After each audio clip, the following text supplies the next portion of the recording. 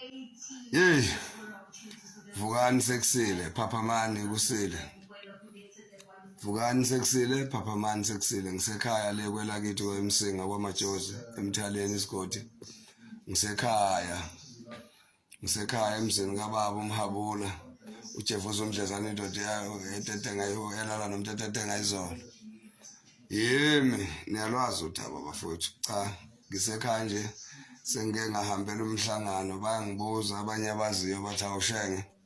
Sikuza ukuthi uzo-votelwe MK.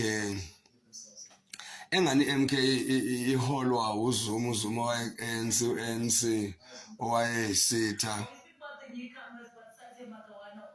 namaZulu noma nenkatha. Ngithi mina uyabona-ke wena usugcine ngokuthi nenkatha. Sokhuluma mhlambe engase cishe kuzwakala mawuthi u-ANC hayi uZuma. U-ANC wayesitha nenkatha ngaleso khathi. Kodwa you still remember ngoba you born here in South Africa my brother, wena ungibuza ngalolu daba nongixoxela lolu daba ukuthi inkatha work hands to hands with National Party which was led by Botha and de Klerk. Uthe ngithi ngoba uyawazi lokho yini ekudidayo. Inkatha iyasikhula iugovernment wakwaZulu Natal futhi kwakugcotshiswa uma uza eGauteng.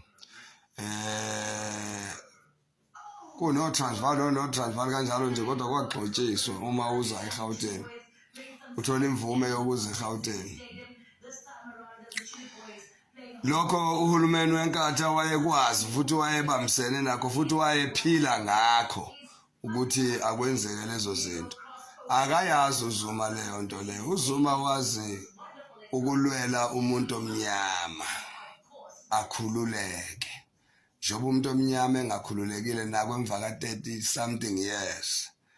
uZuma usalwela ukuthi abantu abamnyama bakhululeke. Ngiyanithembisa bantu basemsinga nizobona ubungcono bedemocracy uma ningavotela imkhonto wesizwe kulolu khetho lohulumeni basekhaya.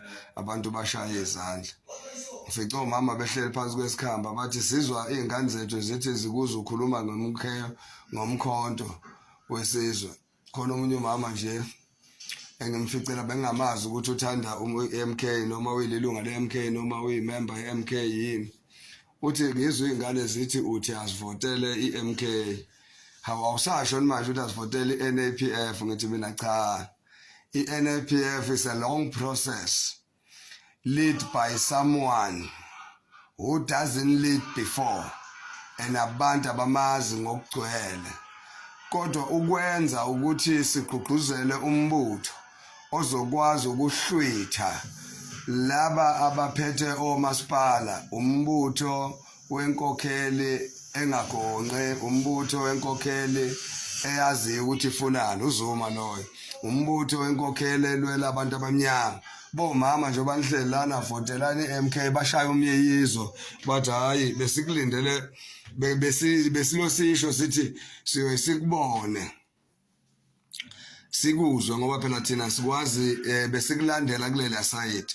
Ngithi mina hayi ke ngisazonenzela nonke umhlangano njengokujwayelekile wonke umphakathi la ngizonibiza khona ngenhlelo engijwayele ukunibiza ngazo. Ngithi kibo niyakhumbula ngisekwi-NFP nginihlabela inkomo ngithi omama bagqoke umfaniswano ngiyimi umuntu walanga kini. Ngithi omama bagqoke umfaniswano nje kuphela bevunule bebahle ngabanika u-3000. Kwathi omama ithi ngicabanga phela ukuthi was 2000 ngoba kwakuyama ukhetho lokuqala lwe-NFP.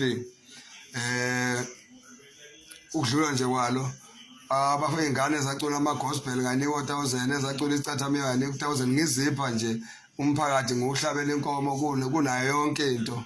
Ngithi ngisazobuya nginixoxele nonke ukuthi ekugcineni mina ngithi iNAPF akuselona iqembu elikhona enhlizweni yami nasolimini lami. Bese ngibukeka njengesifebe uma kuwukuthi ngikwi-NAPF kodwa ngiyamthanda umsholosi. ngikwi-NAPF kodwa ngiyayithanda inkulumo ezikumsholozi ngikwi-NAPF ngiyayithanda isystem okusebenza ngayo MK ngibone kufanele ngiphumele obala kodwa ke mhlawumbe ungangiboni ngigqoke iuniform kusene process eqhubekayo kulezo zinto ukuthi mhlawumbe ngelilanga ungangibona ngigqokile umfaniswano MK kodwa nje ngiyanxosa abantu baseMsinga ngiyanxosa abantu base-KZN ngiyanxosa abantu baseNingizimu Afrika. Let us vote for MKP. Is the one and the only party that shows that is stand up for black people of South Africa. Iyabalwela ibukele nalapha kumalungu eParliament oSikhosana noNomvalo ukuthi bayenzani bakhulumela umuntu omnyama. Do the good job that you are doing, guys, in Parliament for the people of South Africa. I salute you. Thanks a lot.